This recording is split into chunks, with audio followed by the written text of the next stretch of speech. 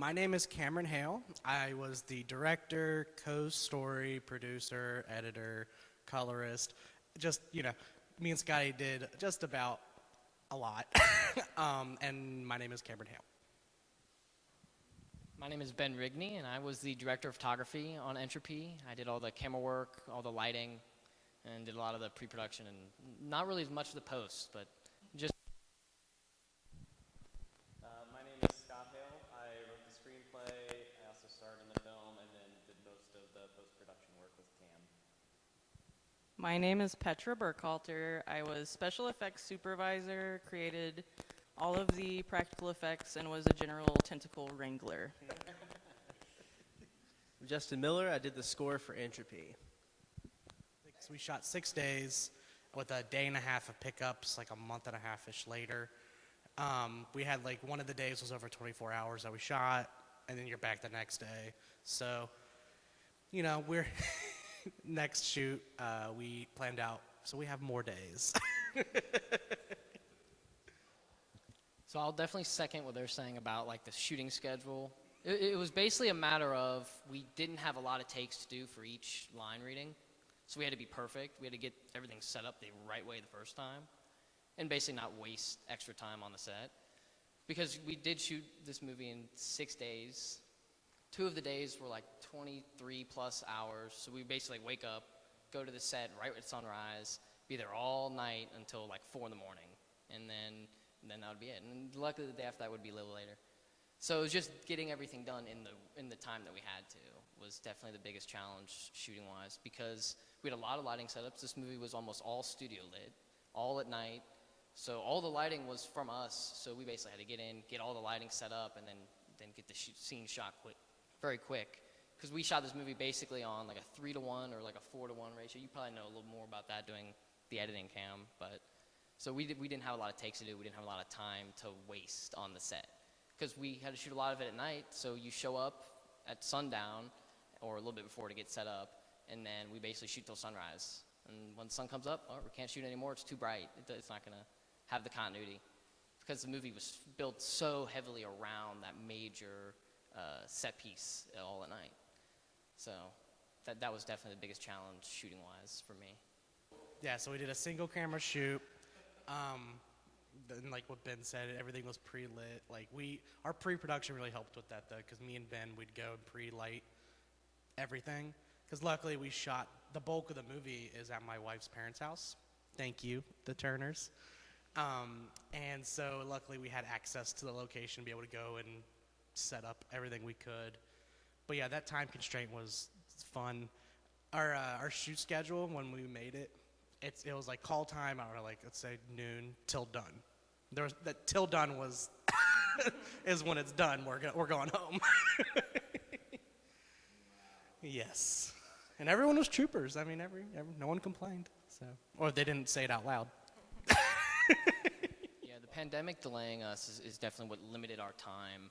But we thought, we can still get it done. We have basically 2 hours less of light or 2 hours less with light. So we don't have as much time to shoot, but we figured we can still get it done, and we can basically keep the schedule what we wanted to originally in the amount of days. Because we shot a lot of the movie continuous, not the whole movie necessarily, but there were big chunks of scenes that we would shoot all kind of as one sequence. So it was when we shoot a dinner party scene, for instance, and we get in, we shoot that scene. That's all we're doing all night, basically. So.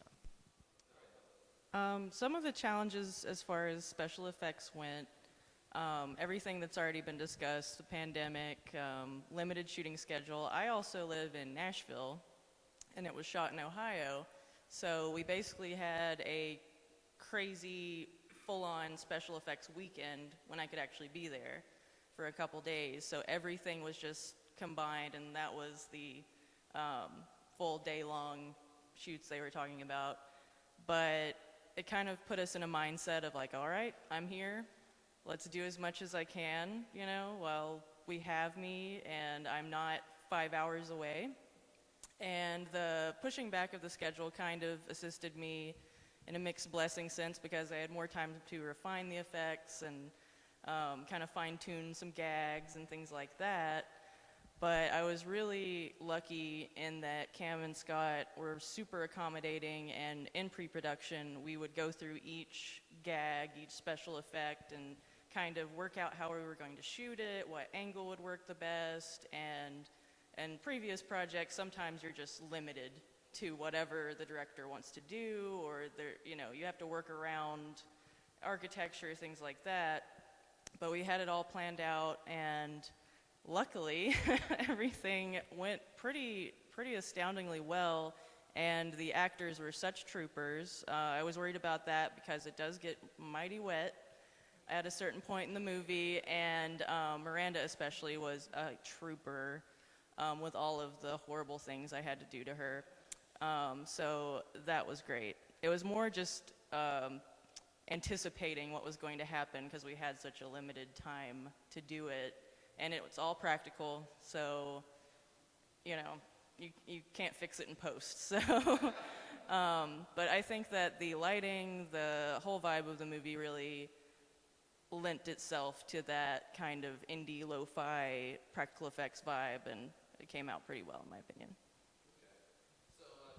One of the things I loved about making Entropy was the diversity in the sounds that I got to experiment with. There's a certain sequence where I got to really have kind of more ethereal sounds and experiment with vocal kind of sounds that I love. I grew up with like choir and things like that, so yeah, I play guitar, so there was a section where I actually got to, normally I'm doing keyboard stuff, but I actually got to play a little guitar and sprinkle it in there.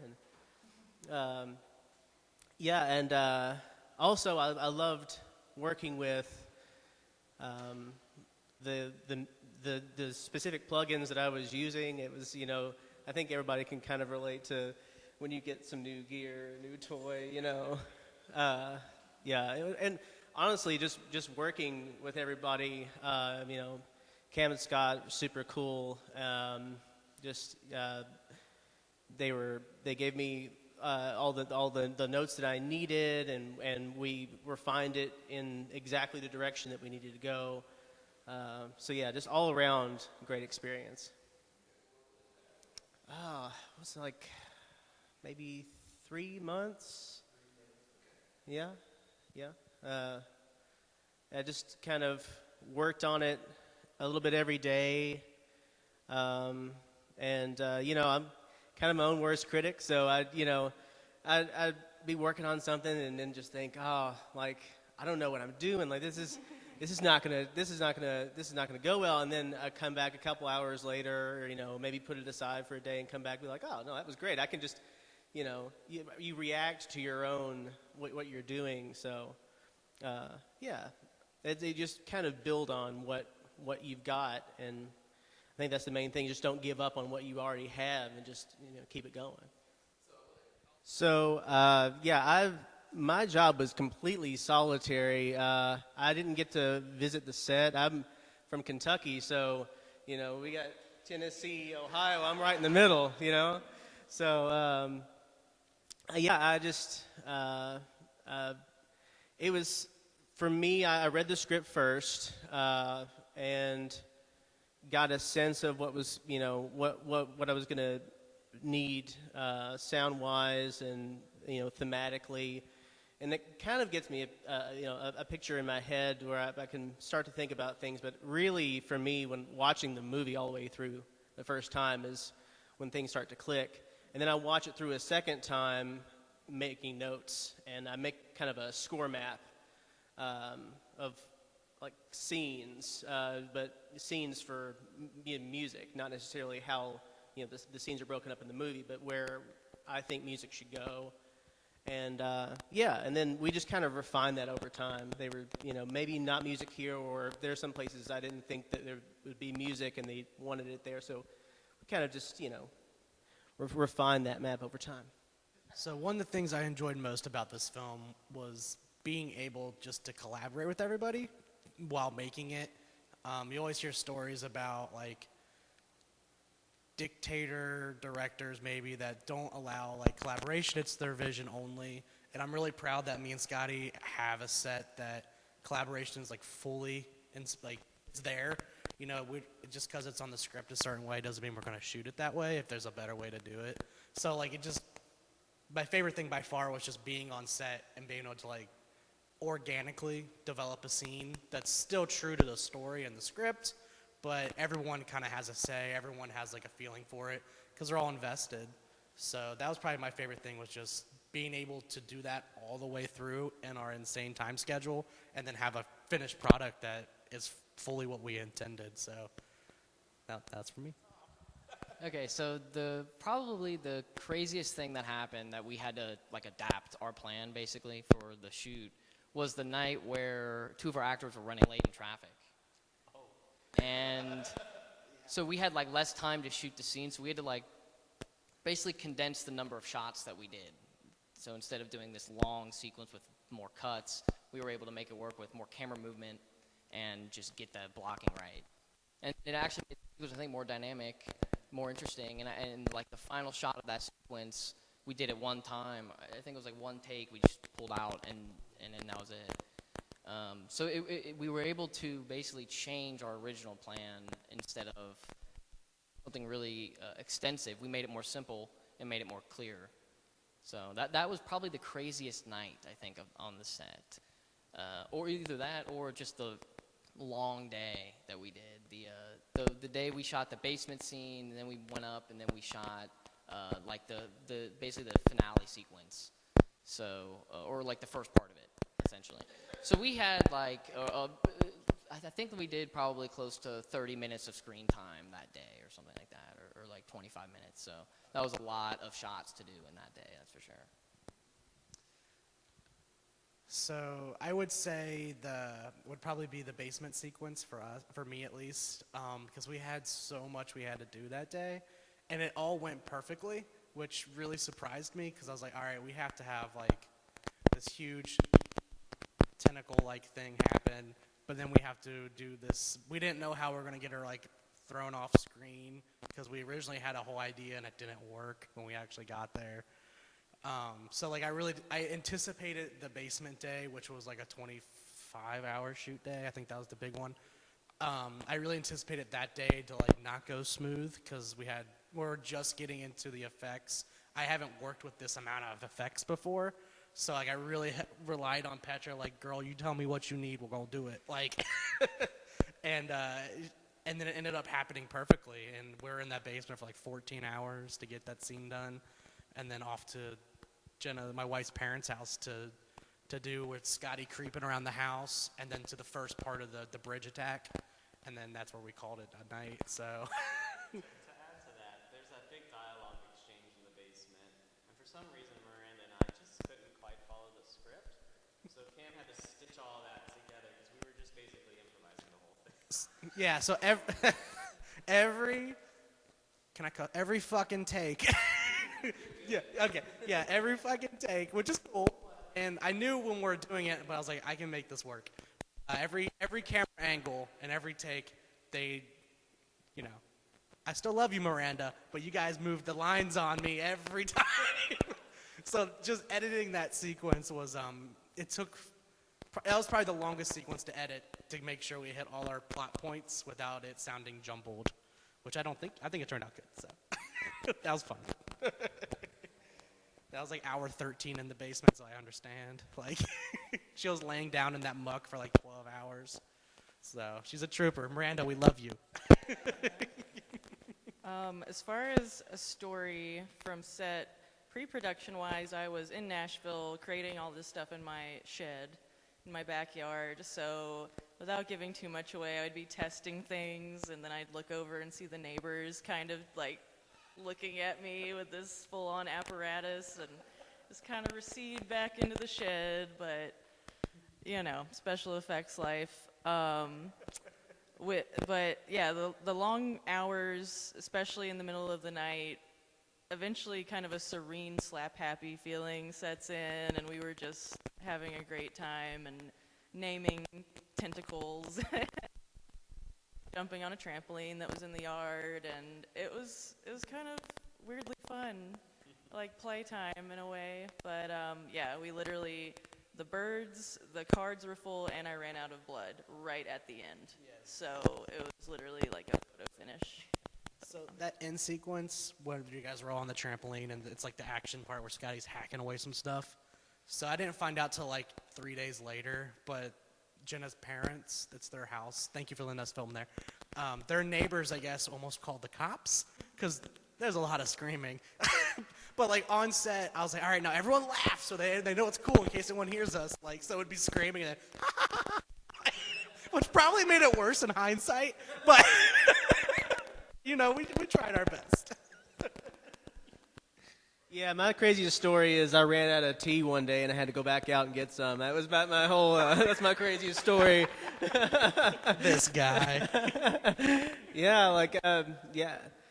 I just, yeah, like, it was, I kind of had the easiest job. I feel like, you guys are like, yeah, like, I just kind of sat at home and, like, you know, contemplated things, you know. Yeah, you know, obviously, I think there's nothing really easy in a pandemic. Even though I was at home, you know, like I wound up taking some time off from work and stuff. But then, you know, that gave me more of an opportunity to just go full force into the film. So yeah, I think maybe my craziest story working on the film was. When I told my employer what I was doing with my time off, and they were like, "Wait, what? You're doing music for a movie? And like you do that?" Yeah. So all of a sudden, I was like, "This like they're like, why are you here?" I was like, "Well, you know, there's a lot of steps, right? Like this is level one, right? You know." There was also a little bit of pre-production where I had to go to Ohio maybe 2 months before shooting and live cast everyone. And it was pretty much everyone's first live casting experience. And I had a lovely assistant, Jordan Umerly, helping me, but we did 7 live casts in 7 hours, which is, that's a lot to do. And so it was just back to back, and I felt like I unlocked some kind of special effects achievement that day. And Miranda's eyelashes sadly did not survive the live casting process. R.I.P. We apologize again, Miranda. So for me, like originally I've always wanted to do film, but my trajectory was a little different. So originally I was going for nursing, so I was in nursing school, and then or going to school for nursing, and then I segued into criminal justice.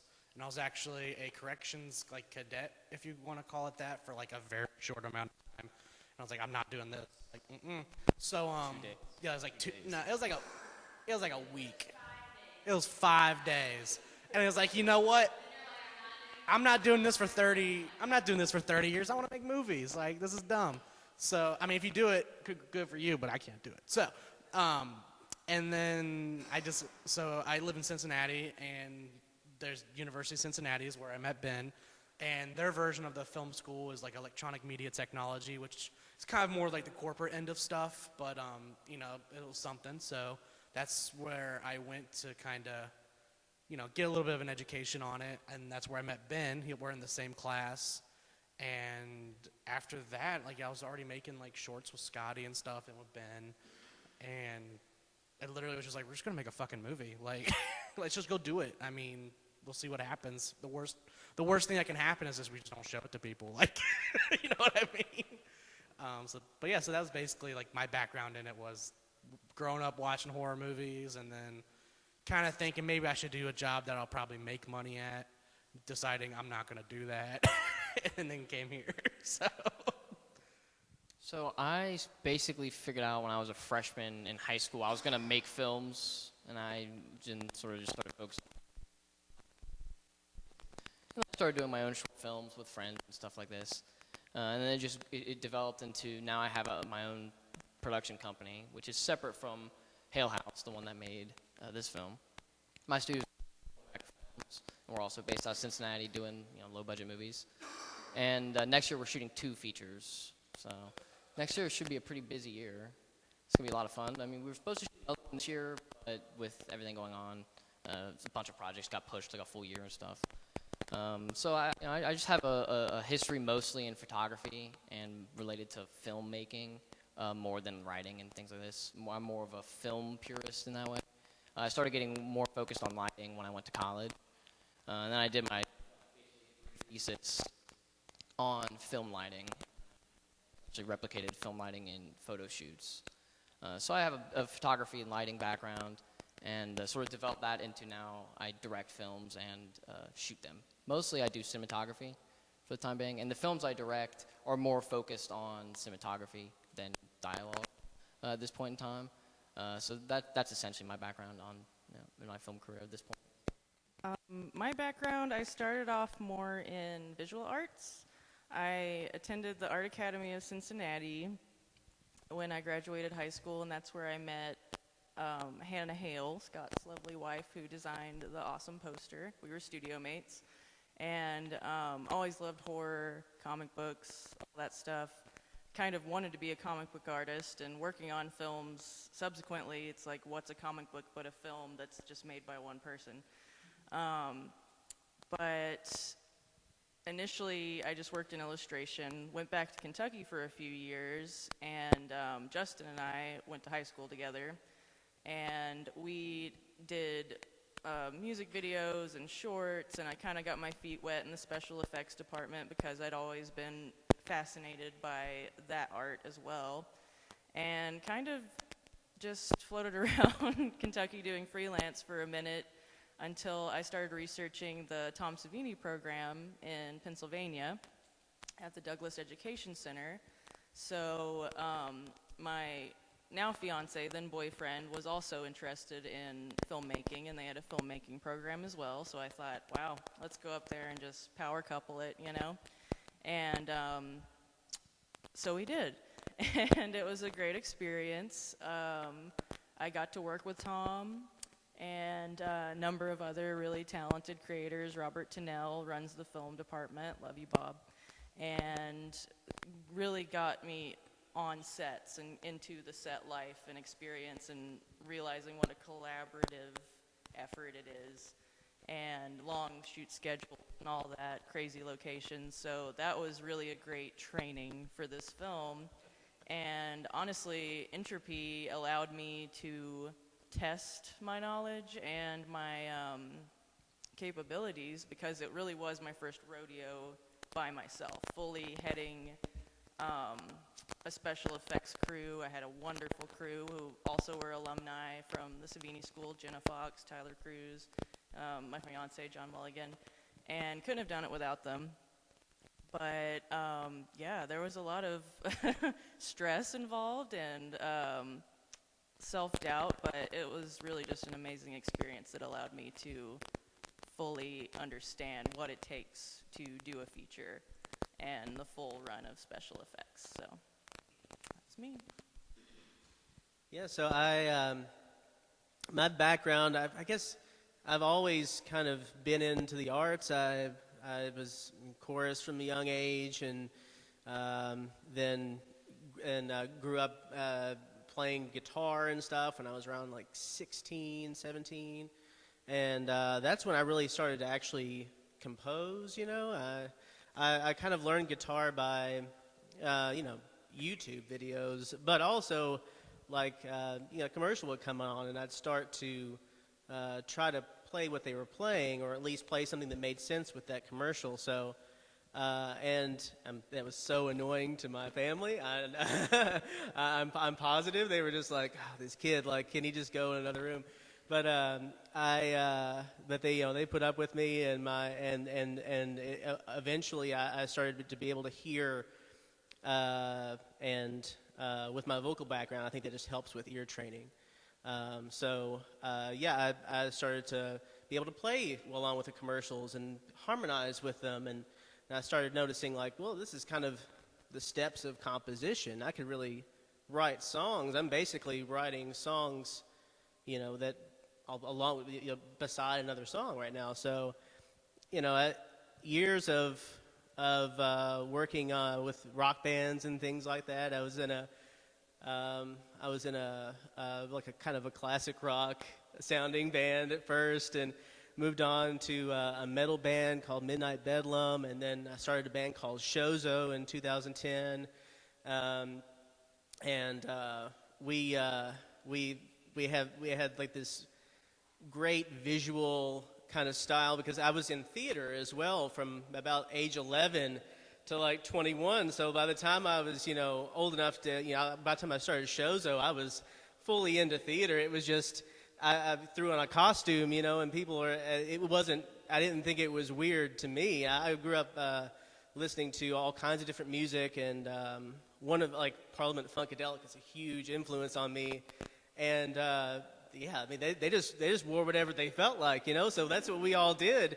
And so, and what we all felt like wearing was like, one guy was a Yeti, one guy was a space wizard, I was a monk, and we had our lead singer was the electric executive, like an android or cyborg.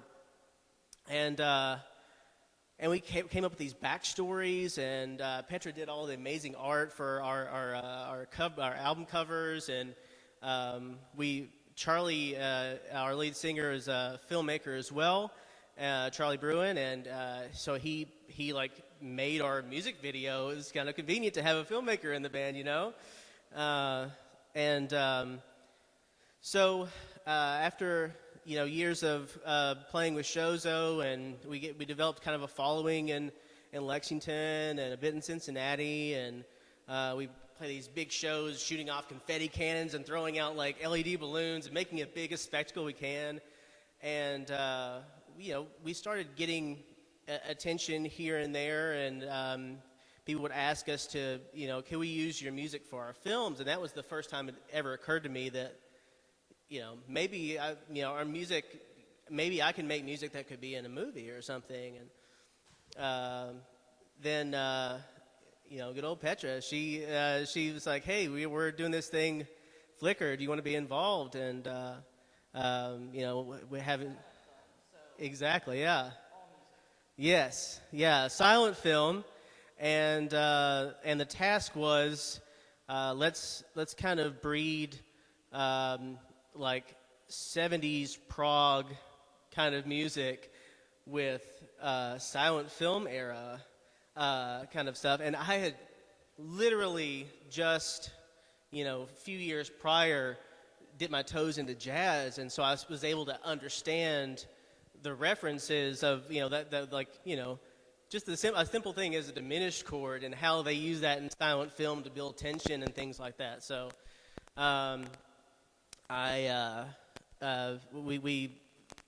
we started, Shozo started making the music for Flickr, and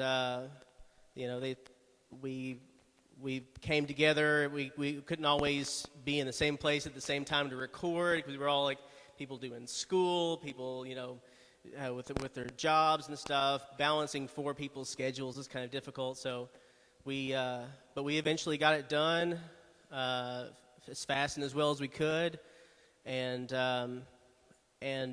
by the time Flickr actually premiered, I was like, well, I think this is just what I want to do. I just want to do music for film. And it seems like my whole life had kind of prepared me for that, acting, singing, improvisation, so I didn't have any plan, I didn't have any formal education, and it just happened to work out. I got super lucky that I just happened to like the things that I liked and met the people I did, and grew up with amazing people like Petra. So my advice for young filmmakers that are looking to do this or getting ready to do this is find your film family, meaning like, you can find people that they want to act, and they really want to act. They don't want to get famous, they want to act, Getting famous is cool and all part of it, but if you can tell when someone has an ego on set, or just meeting them in person, like they just want to be famous. They don't really want to put the work and craft in. So find people, and like find a cinematographer who is amazing, like Benjamin Rigney, and find a good co-collaborator and everything, like my brother Scotty. Find someone who's amazing with effects, like Petra. You find, like, you make these close bonds, and they're all out there. People are out there that, to get a movie made in 6 days, everyone's got to be committed. you know, and there's just look for red flags too when you're looking for people that are to help assist with the vision. You know, it's the biggest advice is find your film family, stick with them, and I mean, you guys can accomplish like anything as long as everyone's on the same page and they all share the same passion. I mean, you can get a movie done in 6 days. That'd be my biggest advice. Another thing is, don't say no to projects, like even if it's something you don't think you're going to want to do. I mean, if it wasn't for me deciding to stop going to do corrections work and go back to UC, I wouldn't have met Ben, and then I wouldn't have worked on his music video, Dandelion, he shot for an artist named Unnamed, who ended up playing Cody in the movie. And on his set, I met a guy who named William E. Newton, who ended up being Will in the movie, and he's the one that, when the casting was falling apart for his family was leaving, he recommended the 2 lead actresses, Miranda and Haley. So, I mean, just even if it's something like, you know, I didn't want to go back to school, so, but I did, and because I did, I met Ben, and then the whole movie came together, like, starting with this guy right here. And, you know, it just, don't say no. Just go ahead and just go out there and do it. You don't want to make a music video? That's fine. Just go out there and meet people. You don't know. They might help out on the next thing, so. Well, I just want to kind of respond to that and say, like, actors really want to make good films. Like, from where we're at in Cincinnati, if you have a good film and you can show on the set that you know what you're doing and you can be efficient, you're not just here messing around on the weekends, you're trying to make a serious film, actors will want to work with you, and they will be acceptable for, like, the schedule that you have. I think my biggest thing when it comes to, like, indie filmmaking and, like, small budget filmmakers, I would say figure out a way to find authenticity in your film. If the audience believes the emotion, that's all that matters. And if you can find authenticity and find something that is truthful, instead of just, you know, something that you're just trying to take the audience on a journey, you're just showing them something. If you can really get to the emotion of the character with the performance, your movie it doesn't matter what the movie looks like. It doesn't matter if the camera is you know, low resolution. It doesn't matter if the movie is 20 years old. If the emotions and the performances have authenticity, then you can make movies that can make money. And I feel like that's the number one thing that I notice with you know, new filmmakers is trying to figure out to find that authenticity, find something that I believe in the movie, and being able to do something that you know, can elicit a response out of an audience. I think is the biggest challenge that people need to try to do. And I think the number one way to improve doing that is just keep making films, keep experimenting with different things. Because like a lot of the movies that we did leading up to this film is the reason the film is the way it is. Because the equipment that we bought on the short film we did a year ago, or 2 years ago now, is the equipment we used to shoot the movie. So we just sort of got out there and did these little projects that aren't really going to have any, you know, return to us. They're just us experimenting and making something. But at the end of the day, that is the reason our film is as good as it is, because of those. So I'll say just get out there, find your team, and then keep making movies. I have, I guess, some special effects specific advice for filmmakers. Effects cost money, unfortunately. You can really think outside the box, and you don't have to use like top grade platinum silicone prosthetics. You can use good old latex. You can, you know, like no one's watching you make the stuff. Like I learned the techniques, the proper techniques to mold making and casting and everything at Savini, and that definitely helped me. But there are times when you're in your shed and you don't have like a good shim or something, so use a book. It's like no, the special effects police aren't going to arrest you as long as it comes out fine on screen. Just do it. You know, I think I can't remember if it was Stan Winston or Rick Baker had to do a person getting burned up in a car effect, and he literally made a like mold of a torso and baked bread in it, and it worked. It burned. It was far away enough. You didn't have to, you know, like you don't be hard on yourself if you're not using like fiberglass molds, or you're not using like the greatest, you know, materials that money can buy for like a Hollywood level A24 film. It's fine, you know, just make it work. Second piece of advice is if you're a special effects artist or really any part of the team, talk to the other departments. Talk to the DP, talk to wardrobe, talk to crafty, talk to like the writer, because one, you can always learn something. Two, there might be an aspect that you didn't realize needs to be highlighted for a special effects sequence or what they're going for, and you know, you just get little streaks of lightning ideas where you're like, oh, we just need to like reverse the shot or something, or go from below, and you know, talk to the actors, make sure they're comfortable. Special effects is an art, and you're a professional, and they are people, not cattle, and they're put through the ringer sometimes on these gory indie films, and you know, everyone's uncomfortable and sticky, and just having a good rapport and comfort level with your actors goes a long way, because they'll be more accommodating and willing to trust you when you come at them with all sorts of crazy shit. So that would be my advice. I'd say probably one of the biggest challenges I face personally is just my internal self-doubt, you know. And I think the biggest advice I would give to anyone scoring a film is never throw away an idea. If you think what you've done doesn't necessarily sound good right now, think about what it is that you don't like about it, and think about how you can change that. And if you don't have those options, then research. There's all kinds of music theory knowledge out there now just for free on YouTube. We have industry professionals just giving out their secrets, you know. And this is the best time to learn by yourself at home, on your phone. So, you know, you can just take your time, notice that you will have doubt, move past it, and just keep working, and trust the people that you're working with too, because they know what they want, and they'll let you know, if things need to change. Be open to that criticism. Be open to exploring different ideas about how you approach music, because that'll give you a perspective that you can use later on in your life.